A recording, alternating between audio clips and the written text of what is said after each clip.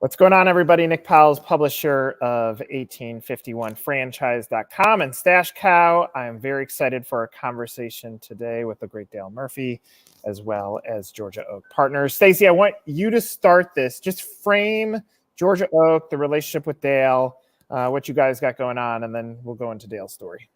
Sure. Just a little bit about Georgia Oak Partners. We are a private equity firm based in Atlanta, Georgia.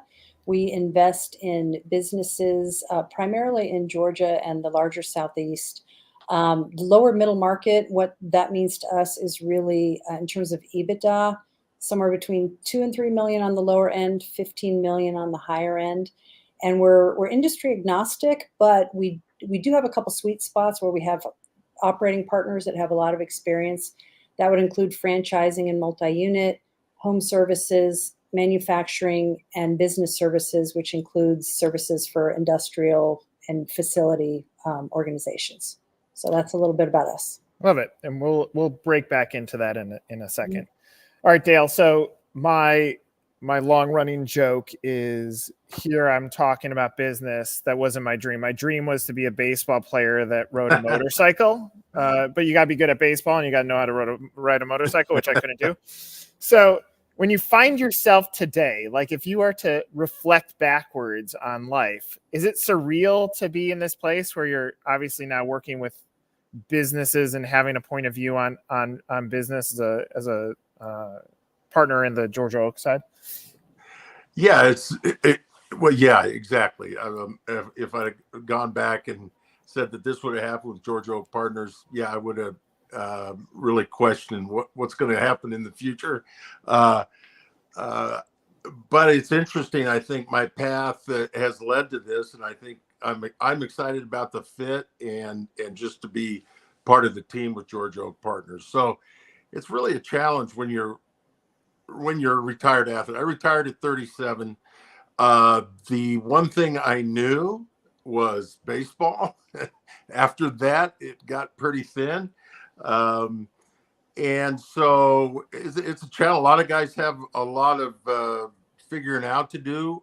Sometimes they don't have much of a challenge knowing that they have to go to work, especially I think those of us played in the 80s, the early 90s. Not complaining about my salary. I made top salary back then. I'm not complaining about that, but most of us played in the 80s are still working. I'll put it that way. Some of the, the money got to the point where a lot of guys probably were now, especially, and that's, an interesting topic, what guys are signing for now. But, I knew I had to go to work somehow. And Nancy and I formed a business. I've been speaking most of my retired career, sharing my story and my experience in baseball and what I've learned.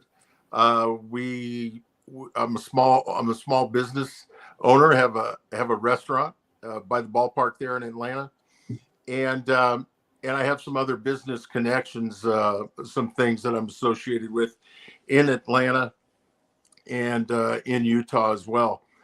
But when Mike Lonergan said, "Hey, we went out to lunch and Nancy and I and talking to Mike, and he explained kind of what he was thinking. He understands that being a retired baseball player, I'm not going to get into the details of mergers and acquisitions, but I do know some things that I can think that we feel will help our portfolio companies."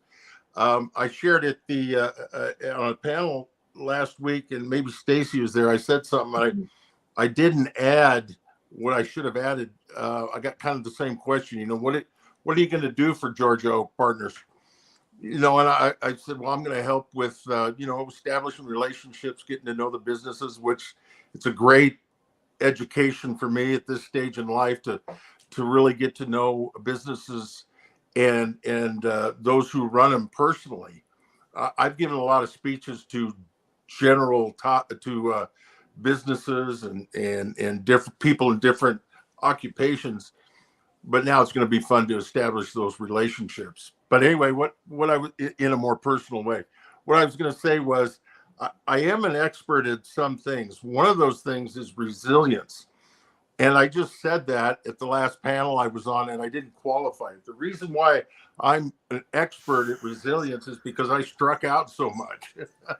I know what it's like to be a baseball player, and one of the top, if not the most important attribute to survive in the baseball world at the major league level is resilience, because there's so much failure built into your job every day.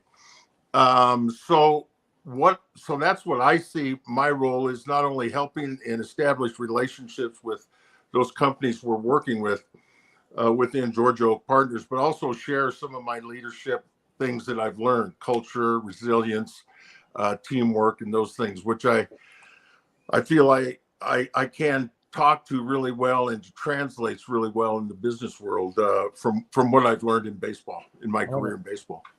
So a few things I want to unpack. Let me go back to even how you land into the mindset of business. So growing up, dreaming about making the big leagues, make the big leagues, get some money, but probably not the necessary driver at that point. It's because it's for the love of the game. At what point in your professional career as an athlete is your mindset starting to shift towards, what am I going to do beyond this?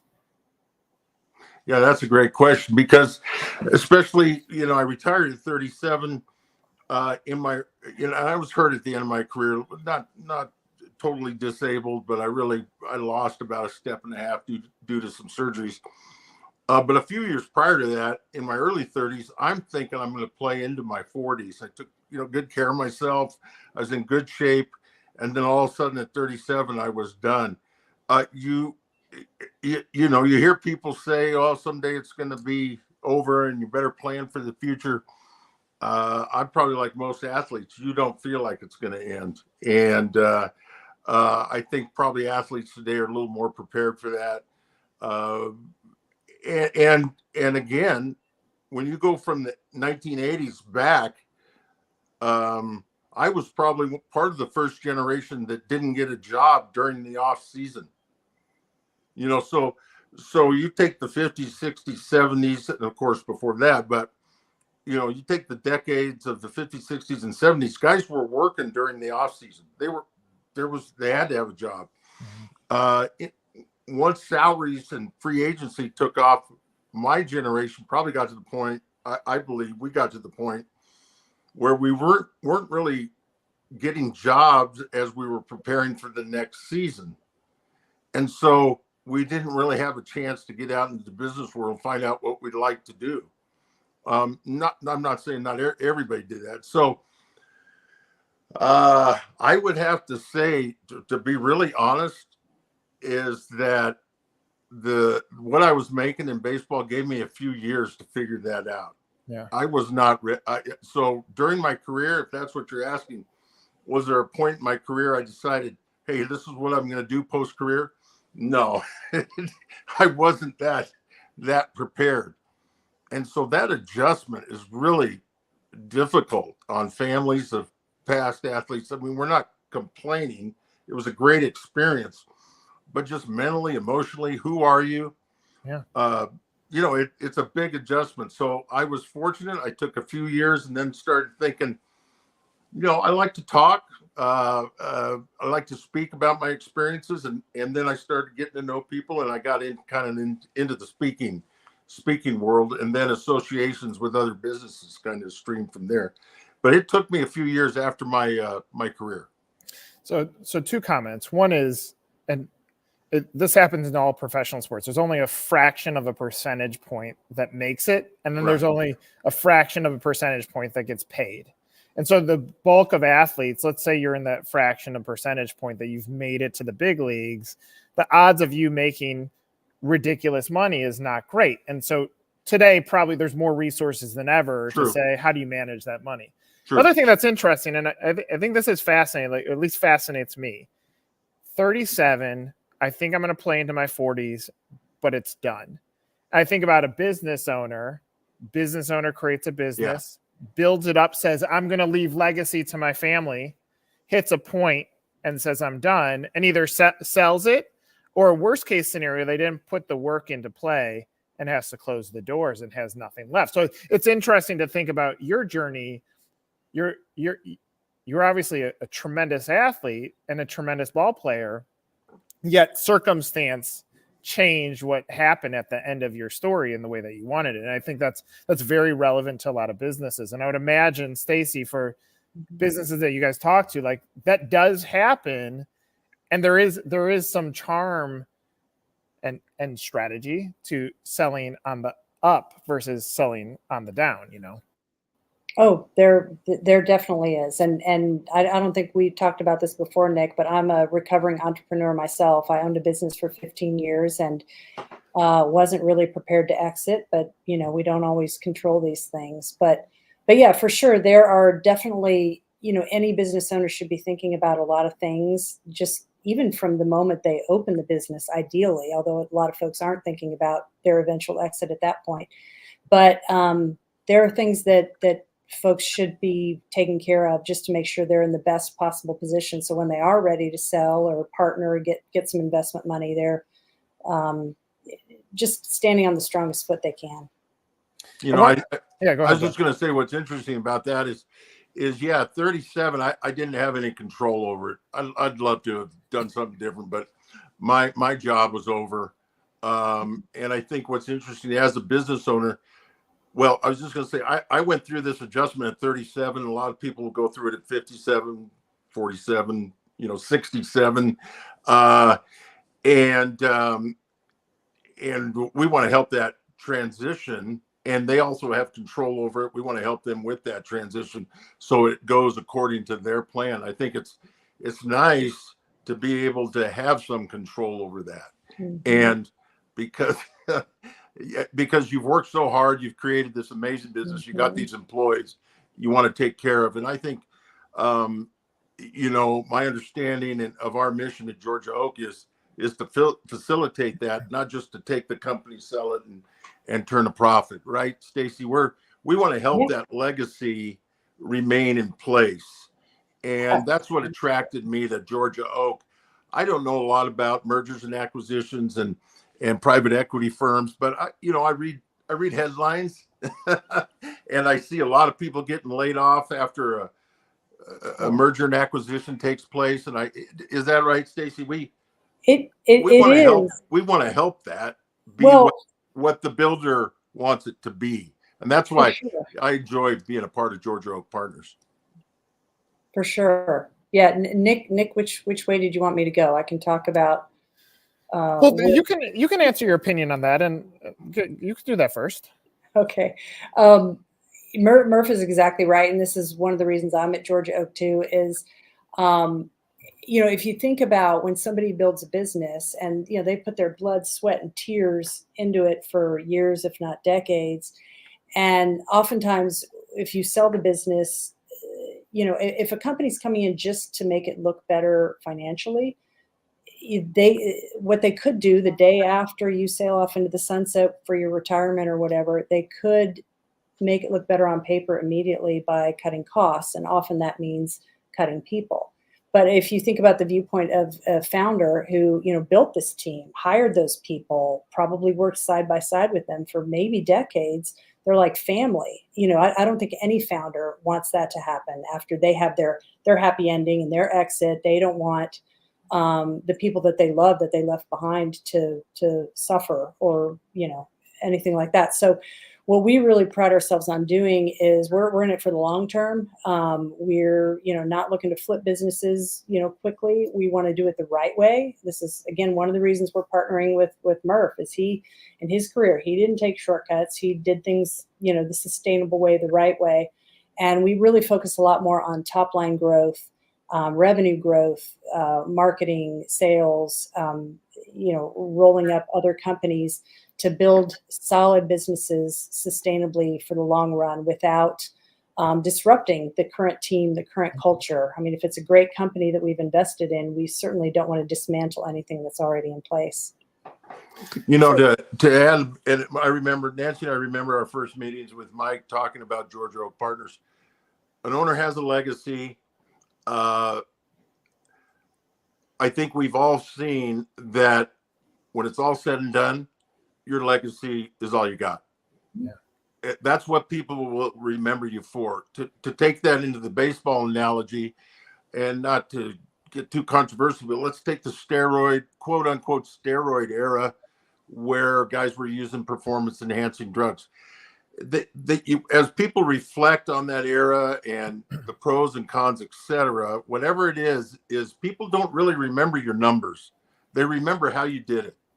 And I think the same thing applies in business and as a founder, as an owner. When it comes time for you to leave, we want to help your legacy stay intact. Because the bottom line is that's what you will be remembered for. That's right. And I know that firsthand. And I made some decisions back then. I wasn't going to get involved in something that was a shortcut or something that could inflated my stats. My legacy was important, and so I have fewer home runs. I'm not in the Hall of Fame yet. People think I should be there. Would my numbers have been enhanced if I took some shortcuts and bent some rules?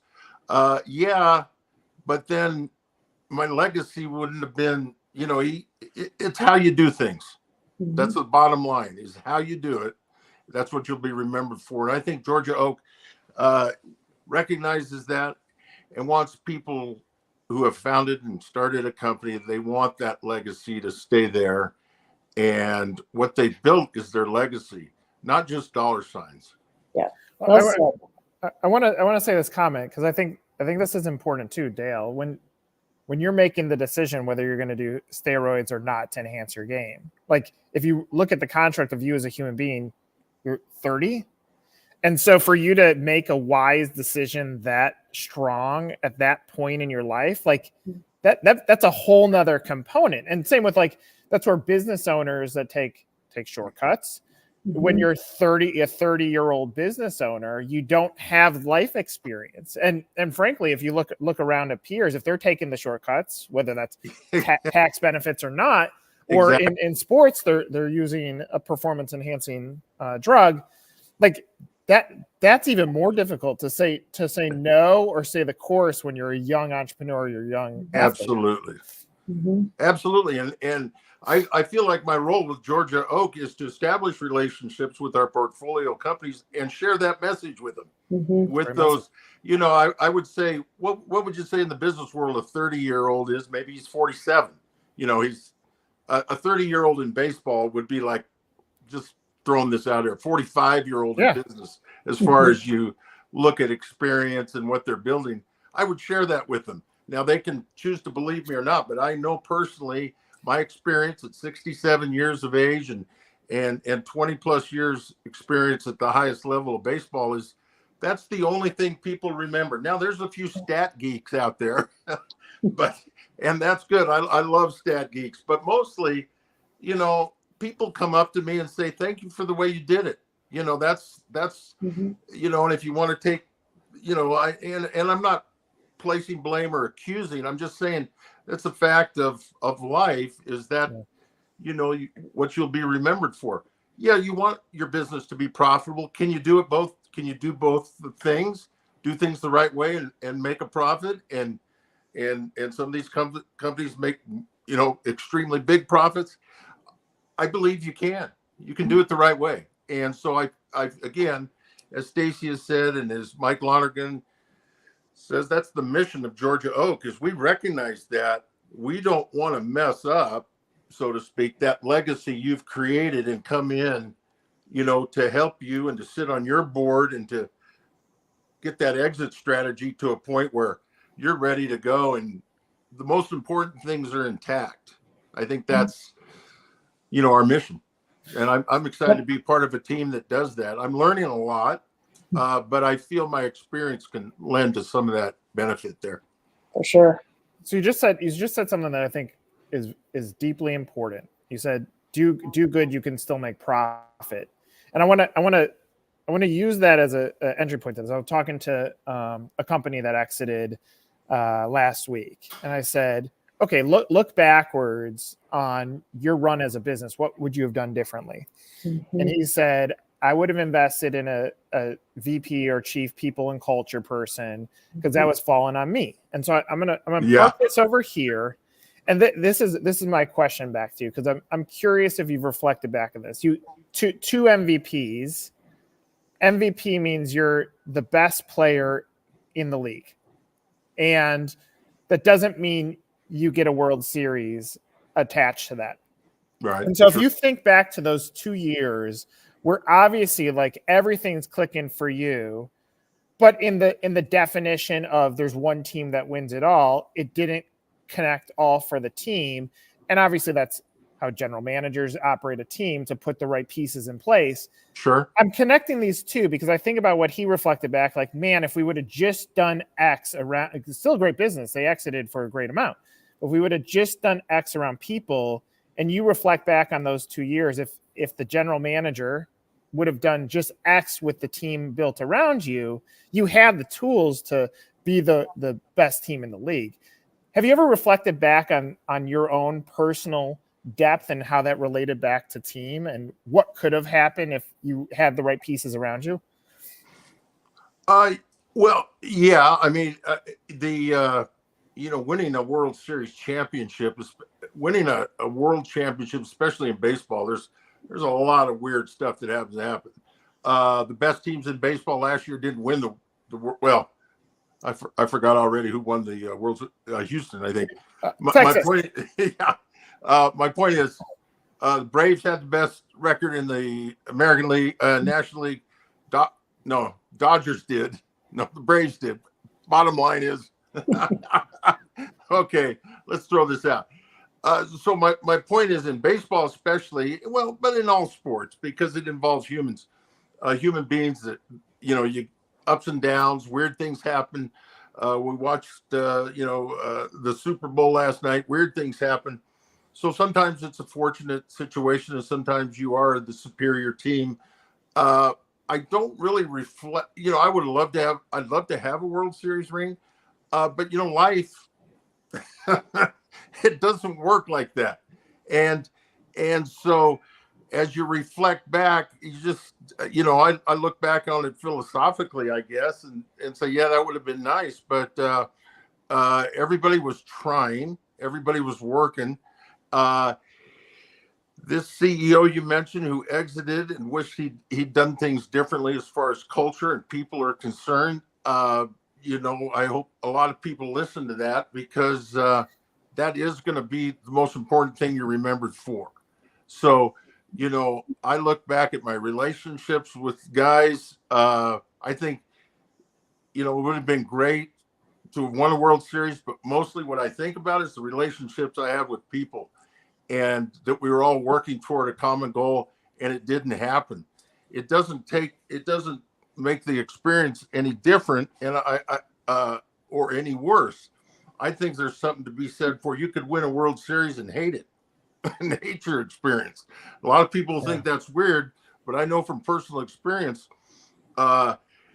there are teams that work together well, and you have a great experience, win or lose a championship, but have a lot of victories along the way.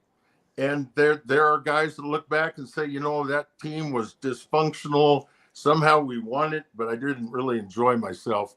Is that possible? I think so. So I think with companies, I think he made a very astute point, is the culture and the people, the relationships were all on him as a CEO. He really needed someone to build that up himself.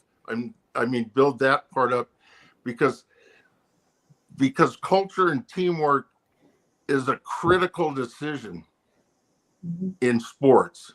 Yeah. Chemistry is a real thing in sports. You can have less talent and have better chemistry. I think, which is, to me, is culture. It has to be a very conscious decision that culture comes above everything. And then you let whatever happens happen. Hopefully you're, the next Apple.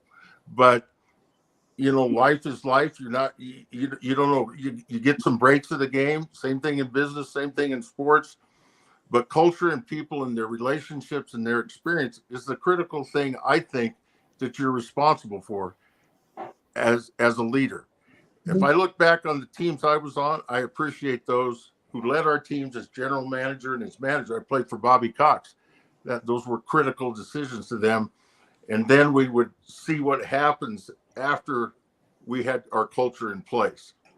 I kind of got long-winded. No, that's well. I'll tell you, there's something more insightful that I heard out of your words there. That it changes my perspective on this a little bit. Like obviously in sports, you're fighting to win the World Series.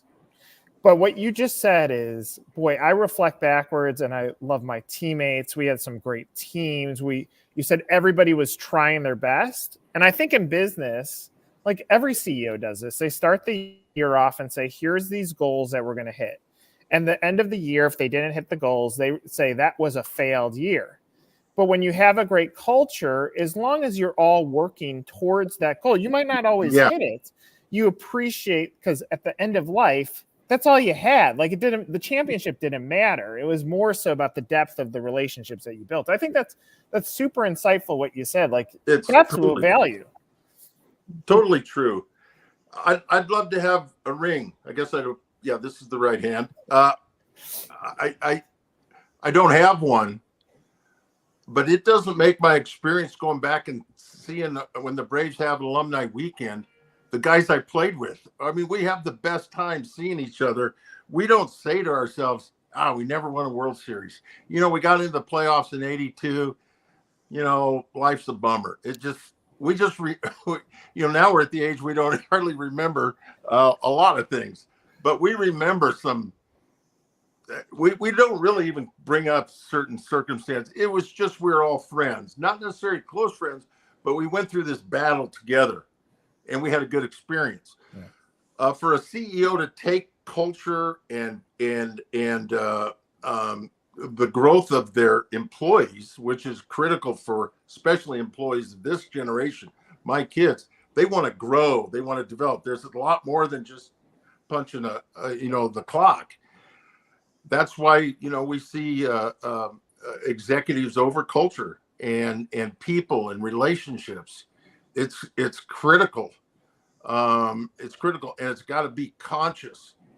It's got to be a conscious decision. Really, what does come first? Is it profit or is it people? And bottom line is it's people. And I think it gets back to really the niche we're in and the size of companies. Would you say this, Stacy? We have an opportunity to be with some people that really recognize that, and they're not so big that they've lost their culture. Is that for sure? Yep. Yeah. Still manageable. Mm-hmm. I think what's interesting is, speaking of culture, just as a brainstorm here, a lot of companies, I think you go, what's your culture? And the executives will say, here's what we do. And I'm like, no, you don't ask the executives what the culture is. And it's not written down. Well, it could be written down, but my point is, it's the people working for you that will tell you what your culture is. And you can say all these things you want, but if people aren't feeling something unique about where they work, it's not going to be a good experience for them. And let me get back to that as well. Bobby Cox, he wanted certain kinds of players. He wanted, and I guess my point is, culture came first with Bobby. He didn't want any disruptions in the locker room. And it doesn't mean you get a bunch of guys that are same personality. And it doesn't mean you don't fire people and cut people and trade people. Bobby did that. It's how you handle them and handle those situations. And how you communicate with people. It doesn't mean you can't ever fire somebody or, change jobs or what have you. It's just that things are done in a respectful way with people in mind. I think that's what endears you to a company. And I think it's really easy to lose that.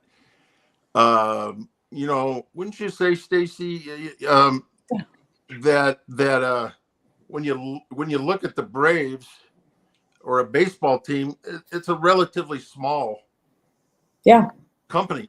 So you can kind of control this. But boy, once you get bigger, I've talked to some people and they're terrified of losing what they had. And so now you really, really got to work hard, extra hard, to keep that culture and that feeling in a company. It's difficult, very difficult, challenging, but possible. I think that what you just said, like championships are in sports are seen as black and white, but in business there's plenty of gray area, and sometimes you can still win a championship and not be number one, and that's a beauty of business. And so Stacy, from your viewpoint, like we're talking about people and we're talking about culture, you're putting a valuation on a business. Obviously the P&L carries a portion of that value, right? But when you're looking at the other side, it's got to carry a pretty strong value when you're looking at who are the humans that you're acquiring as well. It absolutely does. I mean, there are obviously financial considerations that any investor is going to look at, the size of the company, the growth rate, sustainable revenue, recurring income streams, diversified revenue, that you don't have all your customers too concentrated, and that you're profitable, that you've got a healthy EBITDA. But the people factor is very important. Do you have a strong middle management team? Do you have the right people in the right seats on the bus? And if you don't have that, and that an investor can help with that. If you don't have the right people there, they can come in and sort of help. But you will be more attractive on the market if you've got, all the right people lined up doing the right things, for sure. I want to go back to something you both touched on. I want both of your responses on this. Stacy, you said as a recovering entrepreneur, Dale as a recovering athlete. Like you both mentioned identity. And if I think through myself, I've been operating our business for 15 years, and over the last few years we've entertained some offers. We have not progressed forward with them. There's too much gasoline in the tank. But if I think through what would be one of the things that I would struggle with, it's that identity. Like, who are you? What does this mean when you're beyond it? So Dale, when you said, I was going through this, like, who am I? Like, how did you battle through that when you obviously made the decision to retire and then figure out this next stage of your life? And same question to you, Stacy, when you went from entrepreneur to the next stage of life, how did you both navigate this identity shift? Because I think a lot of businesses that are, especially founder-led businesses that are thinking about the exit or a partner, is going to battle through that same question. Well, it took me a while. It doesn't matter when you retire, when you sell, if you're 37 or 67, it's going to be a challenge. And, I would have some advice on that. And my advice is, first of all, it's understandable. You feel a little out of place, but there's so much out there. There's so much more going on. You just got to kind of have a mentor or a partner that will help you through it, talk to you. And Nancy was there for me. And so, Nancy and I, like I said, it took me a while. I don't know if I was depressed or not, but your identity for so many years, since I was 8 years old, is all I did was play baseball. And so when I retired, I'm thinking to myself, oh, I'm 37. I got so much time. I'm going to have a blast doing this and that. And your identity is so concentrated around the game. It takes you a while. That's all I'm saying. Is you are something else. And, I'm thankful that I can reflect back and I'm proud of my career, and I don't ever want to get rid of that completely, but you got time and you can do some amazing things with the rest of your time. It's okay to feel uncomfortable and feel a little strange, but something's going to pop up as long as you're consciously, looking for it. I like what Jim Bouton said one time. He said, I'm holding my fingers like this because he threw a knuckleball. He said, we spend our whole careers trying to find the right grip on a baseball, and then when we're done, we find out that the baseball had a grip on us. Ooh. And that's not an exact quote, but that's basically so true. Man, when I took that uniform off, it's devastating in a lot of ways. Yeah. And so, people are kind to me about remembering the old days, but there's nothing like being, out there being a real ball player right now. There's nothing like it. So it takes you a while, but now I feel like I've, found some things I love to, I've learned some things. I love to share it with people. Mm-hmm. And then, you get to know other people and other businesses and journeys pop up. Yeah, you want me to go? Yeah, go ahead. So it was an adjustment for me too. When I had a digital marketing agency and I sold it to a larger friendly competitor, and it was rough not having the CEO title anymore and sort of the cachet that comes with that. But there was also some relief because, before I had the world on my shoulders, and if somebody had a problem, I had to have an answer. If somebody had a question, I had to have an answer. So to join a larger organization that had a lot more resources and more people and be part of a team was refreshing. And not to mention to have money magically show up in my checking account twice a month that I didn't have to hustle and go get, that was a relief too. But I would say to business founders, there are a lot of options out there. I mean, it's not necessarily you're the CEO and the owner and you're working, all the time and this is your baby. And then you sell your company and you're done and you're adrift and you're lost. There's a whole lot of shades of gray in between there. You could take minority equity, you could keep a piece of the business, you could be on the board, step away from the day-to-day, let somebody else handle that, but still be involved at a higher strategic level. So I would just encourage any business owners here not to be afraid that it's not necessarily that black and white. You're not all of a sudden sitting on the couch with nothing to do. There's lots of different ways to go about making your exit what you want it to be. Love that. All right, let's conclude on this. Dale, if I think about the definition of happiness, what brings you the most joy today, and what you're doing in life and what you're doing in business? What is your definition of happiness? The first thing that comes to mind is my relationships, which is maybe not too definitive, except that I think about a study that's been going on for decades at Harvard, and it is on happiness, and they've kind of narrowed it down. And there's one common thread of those who are happy is they have good relationships with people, family members. It's what makes me happy, and I think Nancy, my wife Nancy, is great at this, and I've needed help.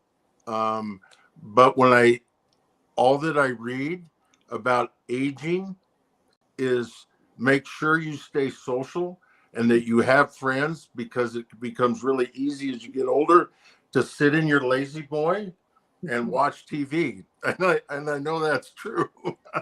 But they said to be a happy person, we're social. We're social.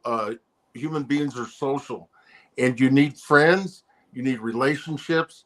Foster relationships within your family and outside your family. So that's what makes me happy, is when we're together and we just are a family, and we have a large family. And I'd say that's it. I mean, I do get satisfaction of giving a talk and, reminiscing, of signing an autograph and reminiscing. But and it's fun. I want to say that. But the most joy we have now at our age is our children and our grandchildren. And friends. Maybe it sounds too mushy. I don't know, but it's really.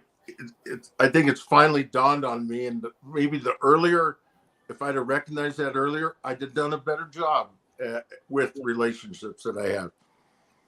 Well, I think not that this is a complete layup, but Stacy, what what Dale's saying, I mean, that helps create a differentiation in your guys' company as well. Because I keep on all this conversation goes back to relationship. And if we're trying to find what equals happiness for the businesses that you partner, it's more than the money. It's about feeling like you're doing something together, and that you're trying to build culture. And obviously Georgia Oak is that's part of the point of differentiation. Is there anything that you wanted to add to that, Stacy? Yeah. No, thank you. It's huge. That's probably the biggest point of differentiation. I would say too, and Murph hinted at this about, that we also offer a deep bench of experts that work side by side with our partner companies. Like Murph, we're putting together a curriculum right now called the Murph Way on these topics like leadership, resilience, teamwork, culture, integrity, those things. But we've got other folks like myself. I'll go in and work with our portfolio companies on marketing and sales issues, and we've got experts in strategy and finance and operations. I do want to mention that we're very flexible. We do offer minority investments, which a lot of private equity doesn't. So for somebody who wants to take some chips off the table, but still be a majority owner, still be involved, maybe they want to acquire a competitor, buy out a partner, we'll do that.